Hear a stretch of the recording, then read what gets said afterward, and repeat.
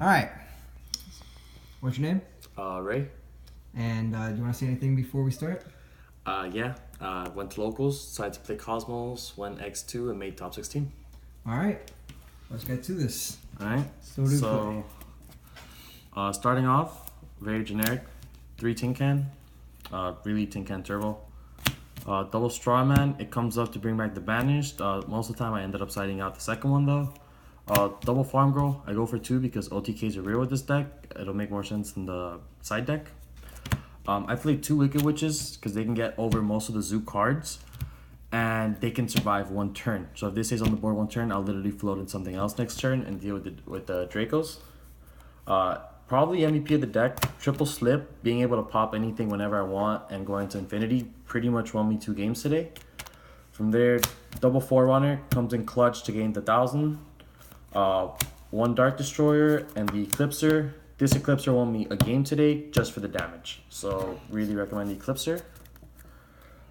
From there, so I see you're not using Landwalker or no. why? So I wanted this to be as fast as a deck as possible. And the way that I have the deck set up, it's really a stun variant to go against the current meta. I don't like any of the other Cosmo cards. I feel like they break too much, and then you play them, I have to cut down the traps, and I just didn't want to do that. All right. From there, the only other monsters I play are the double Gamma Seal, because main decking it helps you out anything. Double Ghost Ogre, because it just shits on the meta. And a Max C, because it makes zoo players cry. From there, we go into our spells. It's very, very simple spell lineup. Triple Town, excuse the rare. I don't give a fuck about rarities. Double Dark Hole, Double Twin Twister, and an Italy. That's it. It's Cosmos, you don't need a lot of spells. Now, what makes this deck so much fun to play is the fact that I play 4 Call of the Haunted, 4 Mirror Forces, 1 Solemn Warning, 2 Solemn Strikes, 1 Torrential, and 1 Compulse.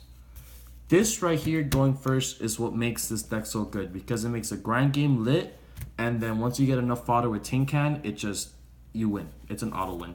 The only time you're gonna have a hard time is if you're playing that stupid Dino deck. But against anything Zoo, anything Draco, anything Masterpiece, you're pretty much guaranteed to win if you can make it through the grind. Okay, so side deck, you don't go into it, which is what makes the deck so good. Makes Deep Barriers dead, Strikes dead. It's really like, fuck you, like, no. 1 Flare Metal, 1 Mid Game. Gaia Charger, never went into it. Double Pleiades, never went into it. This is really for the Dino matchup to get rid of their Quaking. The Infinity Package, anytime I hit this, it was pretty much game. The 61 to go with the Gaia.